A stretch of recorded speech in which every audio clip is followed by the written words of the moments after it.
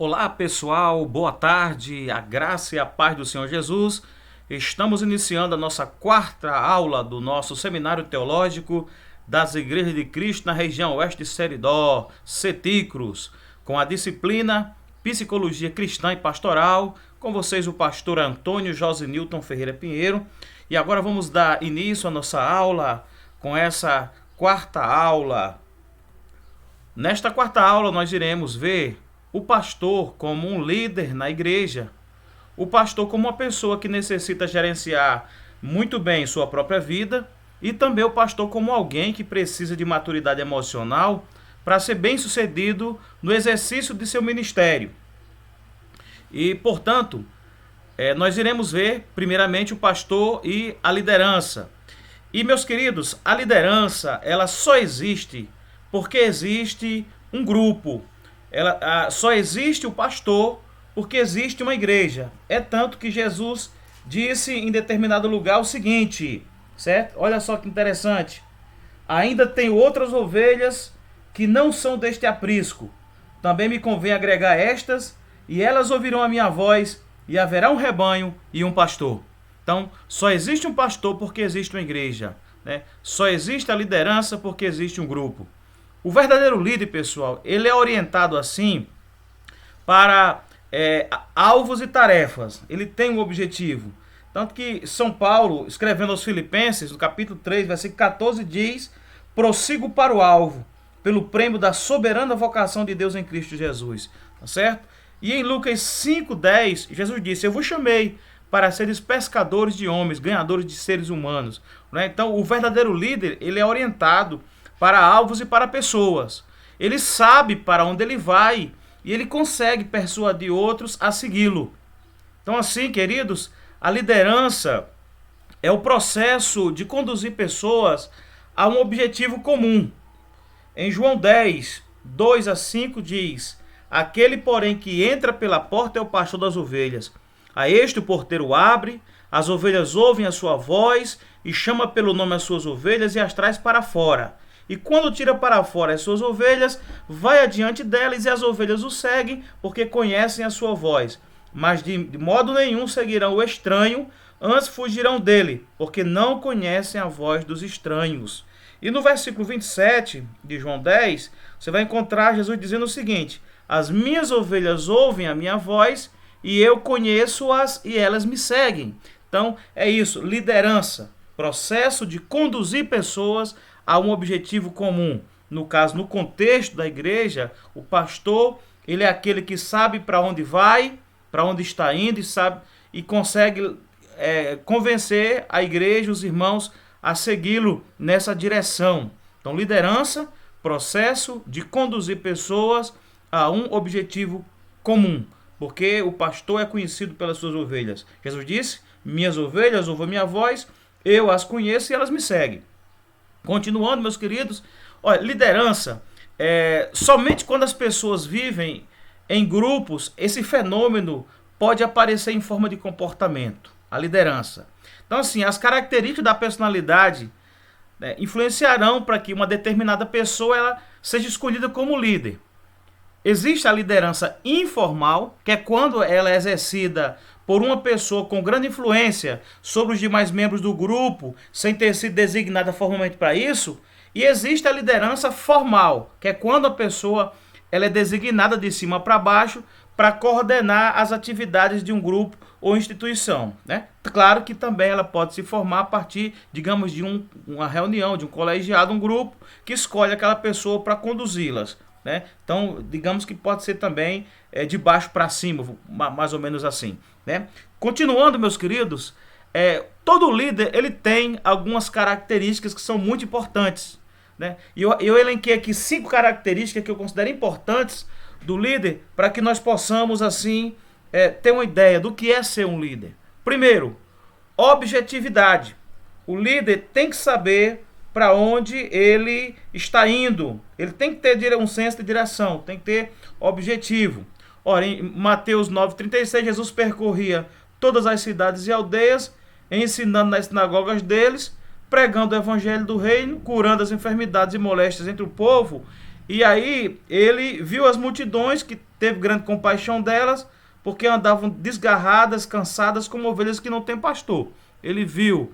Então, ele percebeu que tinha que fazer alguma coisa, né? João 10,10 disse: eu vim para que vocês tenham vida e tenham com abundância. Vida com abundância, feliz, completa, realizada. Não é assim? Então, veja que o líder ele tem que ter objetividade, ele tem que saber para onde ele quer ir. É tanto que Paulo em Filipenses 3, 10 a 14, ele vai dizer o seguinte, é muito interessante esse texto bíblico: para conhecê-lo e a virtude da sua ressurreição, e a comunicação de suas aflições, sendo feito conforme a sua morte, para ver se de alguma maneira posso chegar à ressurreição dentre os mortos, não que já tenha alcançado ou que seja perfeito, mas prossigo para alcançar aquilo para o que fui também preso por Cristo Jesus. Irmãos, quanto a mim, não julgo que o haja alcançado, mas uma coisa faço, e é que esquecendo-me das coisas que atrás ficam e avançando para que estão diante de mim, prossigo para o alvo pelo prêmio da soberana vocação de Deus em Cristo Jesus. Até o versículo 14. Então, primeiro, objetividade. O líder tem que saber para onde ele quer ir. Segundo, tem que ter motivação, saber por que ele quer ir, por que quer alcançar aquele objetivo. Aqui também em Filipenses, no capítulo 1, versículo 19, Paulo diz o seguinte, fala de motivação. Olha só: porque sei que disto me resultará salvação pela vossa oração e pelo socorro do Espírito de Jesus Cristo. Disso eu sei que vai resultar uma coisa. Então, eu quero um resultado, alcançar uma finalidade, né? Então, veja bem que a motivação é muito importante. É uma característica do líder. Ele vai fazer uma coisa e sabe por que é que está fazendo. E para isso ele tem que se planejar. Planejamento é muito importante para tornar clara e precisa a ação, para ele não dar murro em ponta de faca, não tergiversar, não errar no caminho, né? Executar bem as suas atividades para alcançar o seu objetivo. Aí eu citei aqui o texto de Lucas 14, que é aquele do homem que antes de construir uma torre, ele vai sentar e calcular, ver se tem condições de fazer a torre mesmo, se está com o que precisa para construir a torre. Outra coisa importantíssima é comunicação. Comunicação. Compartilhar com os liderados seus ideais, seus sonhos, e motivá-los para engajar eles nessas atividades para você realizar, né? Jesus chamou seus discípulos, a seara é grande, são poucos ceifeiros, as almas estão perecendo, eu vos chamei, vos nomeei para que vocês vão, vocês deem fruto, então vão. Ele orientou, aconselhou, tá certo? Tá certo? Então é isso. Comunicação é muito importante. Existem muitos pastores, muitos líderes que não estão sendo bem-sucedidos nas suas funções de liderança porque não se comunicam com os liderados. Não tem esse diálogo, essa conversa. É muito importante para compartilhar. E outra coisa, aí isso é importantíssimo, autoridade, que é você usufruir de um bom conceito dos liderados. Como é que eles te veem? Como é que aquelas pessoas que estão sob a sua liderança estão te vendo? Então, assim, assumir maior responsabilidade de conduzir. Será que você é aquela pessoa que assume responsabilidade ou que fica culpando um ou outros? Isso é muito importante, né? Ter o cuidado do rebanho, da igreja do Senhor, como a noiva do Cordeiro, zelar por ela, né? Isso é muito importante para que nós possamos, assim, cuidar. Então, essas características são muito importantes. Objetividade, motivação, planejamento, comunicação e autoridade são características de um líder. E quais são? Eu quero aqui apresentar para vocês 4 tipos de liderança que geralmente caracterizam, especialmente nas igrejas. Tem a liderança autocrática, que é uma liderança autoritária, concentra todo o poder de decisão e mantém o grupo dependente através da dominação, não estimula a iniciativa e, portanto, não permite a criação de circunstâncias que permitam o surgimento de novas lideranças. A segunda é a paternalista, que quer manter o grupo dependente através da superproteção, do assistencialismo, não valoriza a iniciativa alheia, não promove liderança e tende a criar individualidades infantis, indecisas e inseguras. Existe o terceiro tipo, que é a liderança laissez-faire, que é a liberal, deixa fazer, deixa passar. Ela não toma iniciativa nenhuma, não dirige, não coordena, é insegura, desligada, leva o grupo a se desintegrar pelo desinteresse e pelos conflitos que se criam. E existe outra, que essa aqui é a que nós vemos como a ideal, que é a democrática, onde o líder assume a posição de apoio ao grupo, ele se integra ao grupo, sugere alternativas sem impor, né? Ele valoriza as ideias, as iniciativas do grupo, ele coordena, anima, incentiva os irmãos, promove a participação, a cooperação, favorece assim o surgimento de lideranças. As pessoas crescem nesse tipo de liderança que é a democrática e que é a ideal. A autocrática, a paternalista e liberal são realmente, sempre tem essas falhas, mas a democrática é aquela que vai ajudar muito, né? E que vai levar ao crescimento e ao desenvolvimento. Agora, existem alguns mitos sobre a liderança que têm que ser derrubados, desmanchados, desmontados. Primeiro, a ideia de que apenas um ou poucos membros do grupo têm condições de exercer a liderança. É um certo exclusivismo, mas só tem aquela pessoa, só aquela pessoa certa para liderar. Outro mito também que não devemos aceitar é o pensamento de que o líder nasce líder. Quer dizer, a capacidade de liderança seria inata na pessoa. Então essa ideia aqui vai desestimular o desenvolvimento de lideranças, a descoberta de vocacionados. Então isso é muito preocupante também.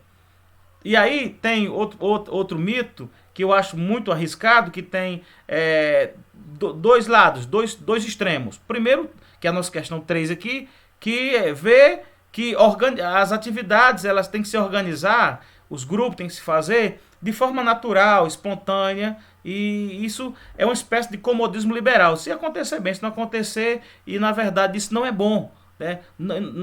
Tem que haver um senso de direção, o líder tem que procurar tomar iniciativa e estimular que o pessoal se organize, né? E por outro lado existe o outro lado, o outro extremo também, que é muito perigoso. Quando surgem no meio da igreja pessoas querendo fazer alguma coisa, com iniciativas, que são subgrupos, e são vistos como negativos. Que aí se fala em desmanchar as panelinhas, né?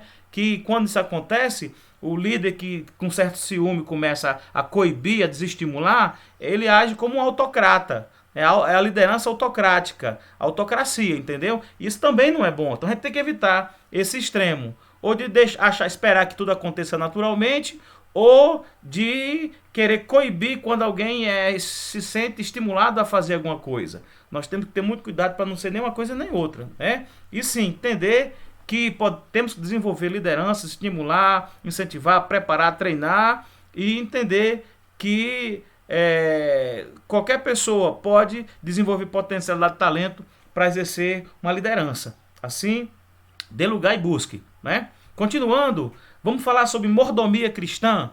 A mordomia cristã, que é a utilização responsável dos recursos dados por Deus a uma pessoa ou grupo, né? Esse é o conceito. E é importante que a gente observe, está escrito em 1 Coríntios 4, 1, 2, o seguinte: Paulo escreveu dizendo que os homens nos considerem como ministros de Cristo e mordomos dos mistérios de Deus. Além disso, requer dos mordomos que cada um se ache fiel. Então, biblicamente, existe uma ordem de prioridades na mordomia ou responsabilidade cristã e pastoral. Quando eu falo mordomia, eu estou falando de responsabilidade. Deus criou tudo e colocou o ser humano como um mordomo, como um gestor, como um administrador. Nada que é nosso, tudo é de Deus, mas nós temos que administrar. E Deus espera que nós administremos bem, a começar de nossa própria vida. Por isso que na ordem de prioridades, né, na vida cristã e pastoral, primeiro nós temos que ver como é que nós estamos, nossa vida com relação a Deus e nós conosco mesmo. Por isso que o primeiro mandamento é amar a Deus sobre todas as coisas, de todas as forças, de todo o entendimento. Outra coisa, Paulo escreveu a Timóteo dizendo: tem cuidado de ti mesmo, da doutrina, persevera nessas coisas, né? Exercita-te a ti mesmo. Então, essa parte é muito importante. Segundo lugar, a questão da família. Depois de você e Deus, você e sua família. A família é muito importante. Tá? É tanto que a Bíblia, Paulo fala sobre os credenciais, os requisitos de alguém que é o episcopado, e fala que governe bem sua casa. Porque se ele não governar bem sua casa, como é que vai governar a igreja de Deus? Né? E a Timóteo ele diz que o que não cuida dos seus, especialmente de sua família, negou a fé e é pior do que o infiel.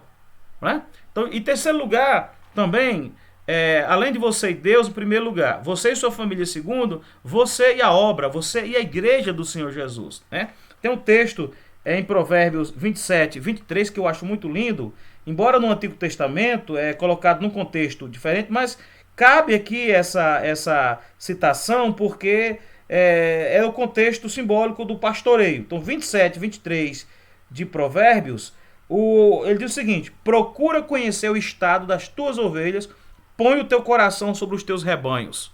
Então, esse texto é bem interessante, né? E em Atos dos Apóstolos 20, 28, naquele discurso lá de Paulo aos anciãos de Éfeso, ele também deu uma palavra para os anciãos de Éfeso, né, sobre esse cuidado com a igreja. Em Atos 20, versículo 28, ele vai dizer o seguinte, 20, 28, olhai, pois, por vós e por todo o rebanho, sobre que o Espírito Santo vos constituiu bispos, para apacentardes a igreja de Deus, que ele resgatou com seu próprio sangue. Tá vendo aí? Isso é muito importante também. E eu acho lindo esse texto de 2 Coríntios 11 e verso 2, que mostra o cuidado de Paulo com relação à igreja, que é muito importante, e inclusive com relação à influência do mundo, da corrupção. Ele vai dizer o seguinte aqui: estou zeloso de vós com o zelo de Deus, porque vos tenho preparado para apresentar-vos como uma virgem pura a um marido, a saber, a Cristo. A igreja não é a noiva de Cristo.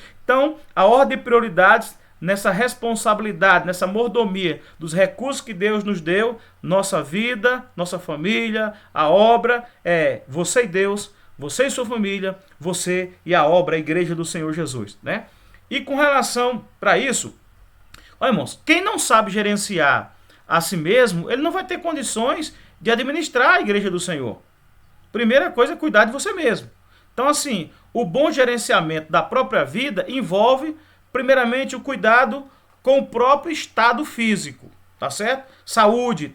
No 1 Timóteo 5,3, Paulo fala para Timóteo que ele cuidasse da sua saúde. Até ele fala que, por causa dos problemas do estômago que ele tinha, ele tomasse um pouquinho de vinho e não só água, né? E em 3 João 2, nessa epístola universal de João, o autor João escreve dizendo: olha, amado, desejo que você vá bem, né, em todas as coisas e que você tenha saúde.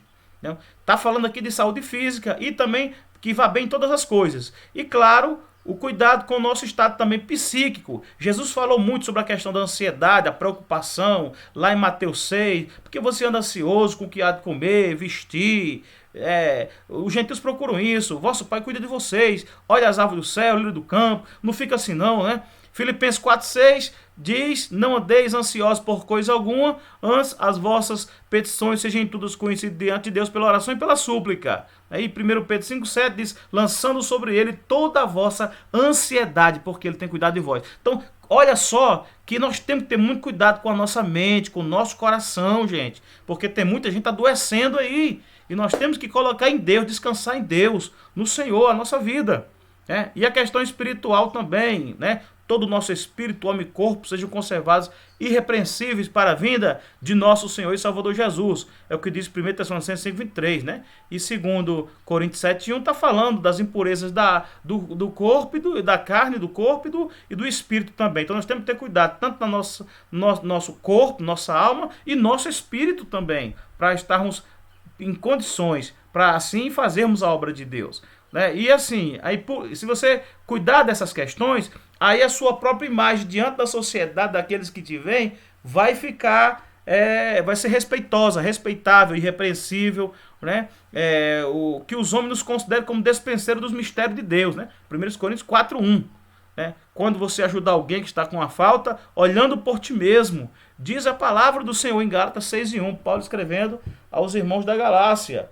Né? E, portanto, nós temos que ter cuidado, porque a nossa imagem é muito importante.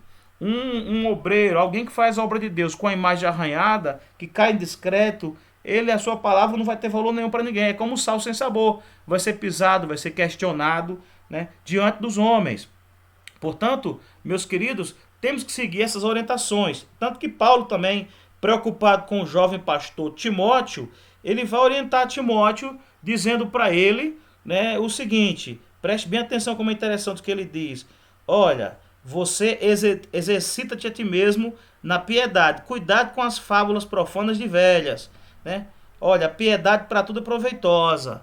Então, aí no 16 ele vai dizer assim, tem cuidado de ti mesmo e da doutrina. Persevera nessas coisas. Tá vendo? Então é muito importante. Capítulo 5, versículo 22, ele vai dizer o seguinte, 5:22. A ninguém, né? 5:22 de 1 Timóteo. 5:22. A ninguém imponhas precipitadamente as mãos, nem participe dos pecados alheios. Conserva-te a ti mesmo puro, ou seja, conserva-te a ti mesmo puro. Cuidado com você, com a sua vida, entendeu? A sua própria imagem, para que não seja arranhada. Então, assim, meus queridos, continuando aqui falando sobre o autogerenciamento, que é a pessoa governar a sua própria vida, dentre outros cuidados, além desse que nós já falamos aqui, o pastor, o obreiro, ele deve ter em sua vida pessoal, né, cuidado, por exemplo, espiritualidade, intelectualidade, né, procura apresentar-te a Deus, né, aprovado, comunhão com Ele, na oração, né, e também no intelecto, intelectualidade, leitura bíblica, estudo bíblico, é muito importante para a nossa vida. Aprovado, que maneja bem a palavra da verdade. Tá entendendo? Administrar o tempo, remindo o tempo, porque os dias são maus, né? Agindo com sabedoria, com inteligência. Porque uma vida não administrada no tempo, queridos, é uma vida desperdiçada, gasta inutilmente. Então, nós temos que ter muito cuidado com a procrastinação. Você gastar tempo deitado numa rede ou no sofá vendo televisão, né? Tanta coisa para fazer, você acomodado ali, né? Gasta, desperdiça o tempo na internet. Então, isso não é bom, a procrastinação. Cuidado também quando estiver fazendo alguma coisa, para que não haja brecha para o excesso de interrupções e você perder o foco, a concentração. Também excesso de reunião que não resolve nada também não é muito bom, né? Reunião só o máximo possível. E o excesso de tarefas que pode te sufocar e tirar assim de você, né, condições de você viver. Aí você vai estar vegetando ali super atarefado. Isso é muito corriqueiro, né? A gente fica doido de juízo quando está super atarefado, não sabe o que faz primeiro. Então nós temos que ter muito cuidado com isso. Por isso que o terceiro cuidado é a organização. Ou seja, você estabelecer uma hierarquia de prioridades, né? E assim, o que é mais importante, o que é menos importante no seu dia a dia. Para você vencer isso, primeiro, não deixe juntar papéis sobre a sua mesa, selecione o que você precisa ler todos os dias, né? Convoque reunião somente quando estritamente necessário. E outra coisa importantíssima, isso tem dado dor de cabeça para muita gente, a administração das finanças. Fazer um orçamento familiar, mensal, com controle de gastos, é muito importante, porque, né, a Ageu fala daqueles que recebem o salário no saco furado, não conseguem nem usufruir, né?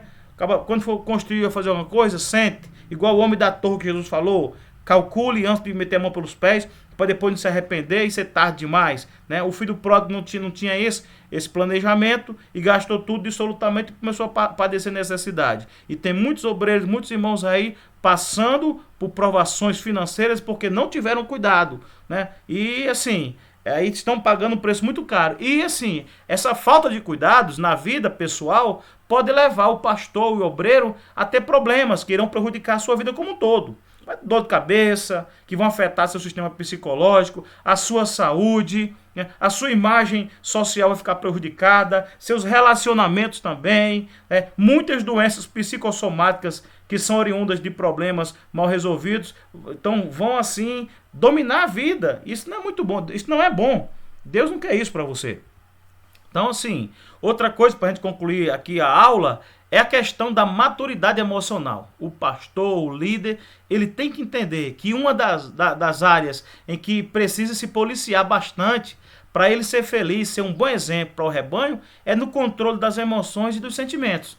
As emoções são importantes para a nossa sobrevivência, né? Algumas trazem benefícios à nossa saúde, que são aquelas agradáveis e positivas, como alegria, felicidade, amor, por aí se vai. Porém, tem outros que podem comprometer o nosso bem-estar, que são desagradáveis ou negativas, como ansiedade, raiva, tristeza. Então, a gente tem que se policiar e tomar muito cuidado. Geralmente, as emoções leves elas são estimulantes, né, e as mais intensas podem ser perturbadoras, podendo levar até a doenças. Temos que ter muito cuidado com o nosso coraçãozinho, com a nossa alma. No mundo de hoje, meus queridos, a sociedade odierna, atual, de muita correria, desenfreamento, né, de mudanças repentinas que exigem uma adequação rápida, que causa muita dor e sofrimento. Então assim, hoje nesse tempo, exige que nós tenhamos muito cuidado com a repressão de grande parte da expressão emocional.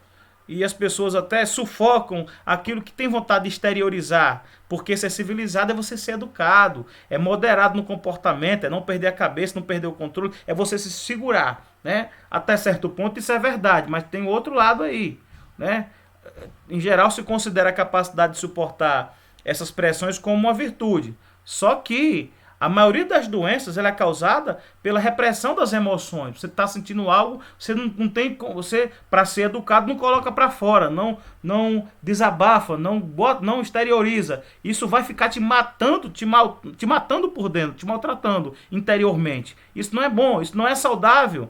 Não é saudável você negar a expressão emocional. O próprio Jesus, nosso Senhor, chorou publicamente lá, quando foi lá em Betânia, lá onde colocaram Lázaro, ele chorou. E o pessoal disse, olha, veja como é que ele amava ele. Então veja bem que expressar os sentimentos, você é ser humano. Nós somos seres humanos. Não existe essa questão de que você, porque é um líder, não pode mostrar fraqueza. Depende muito da situação e da circunstância, né?